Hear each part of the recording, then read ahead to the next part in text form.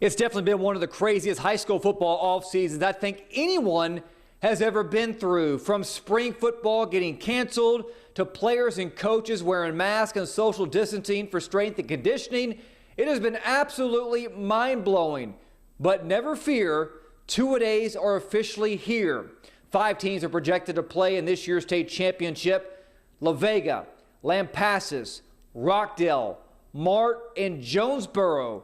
Only one of those teams won a state title a year ago. The Mart Panthers accomplished a three-peat after taking down Hamlin in the 2A Division II title game. Mart became the 5th team in UIL state football history to win 8 state championships. The Panthers are projected to win district, including a 4th straight championship, which would be historic. Head coach Kevin Hoffman brings back a ton of talent, including All-State running back Rodrell Freeman, who rushed for over 2,100 yards and 39 touchdowns. Now on defense, they are rock solid with tackling machines Demarion Medlock and Aiden Lane leading the way. Now the expectations are high every year at Mart, and this season is no different. We have to work hard as a team every day, take one game at a time, get better every game, and keep doing what we do. Go to Arlington and win a state championship. I mean, those are the expectations. This team and this coaching staff, those are always the goals. Year in and year out is to win a state championship. Just like a lot of teams in the state of Texas. But we won 3 in a row. We're at the top, and I always tell them it's harder to stay at the top than it is to get there. Over in Class 4A Division I, where the La Vega Pirates are coming off a state runner-up finish in 2019, La Vega's projected to win District 5 4A with Stephenville, Midlothian Heritage, and Brownwood making the playoffs. Head coach Don Hyde brings back 14 starters, including quarterback Ara Rawls, who moves back to the offensive side of the football after spending last season on defense.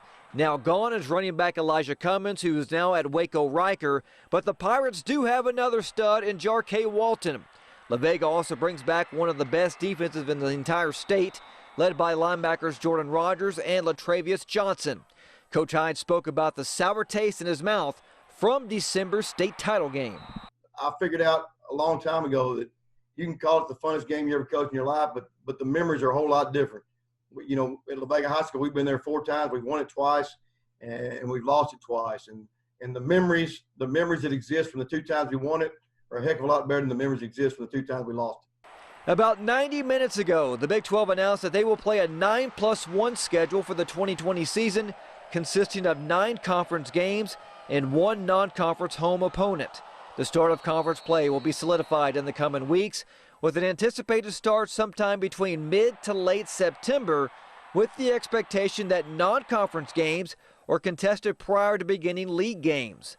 The model also gives the conference flexibility to move back the Dr. Pepper Big 12 Championship game to December 12th or the 19th.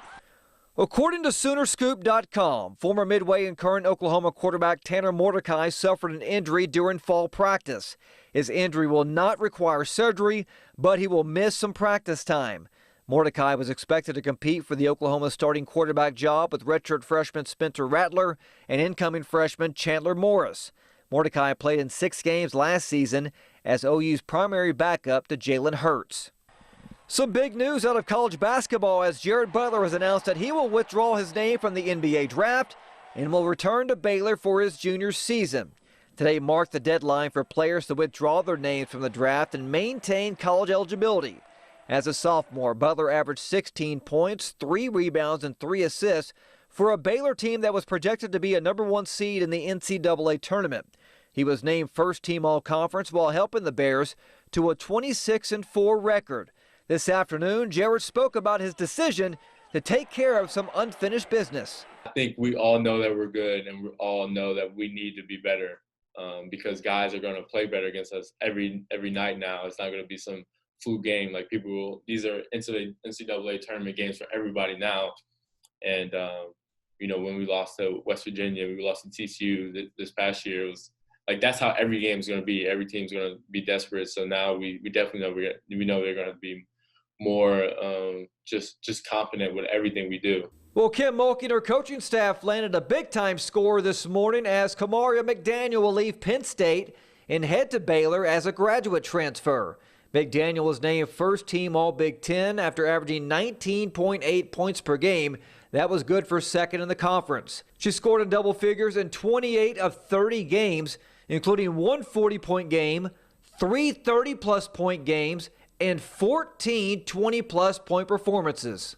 And that's a look at sports. We'll be right back after the break.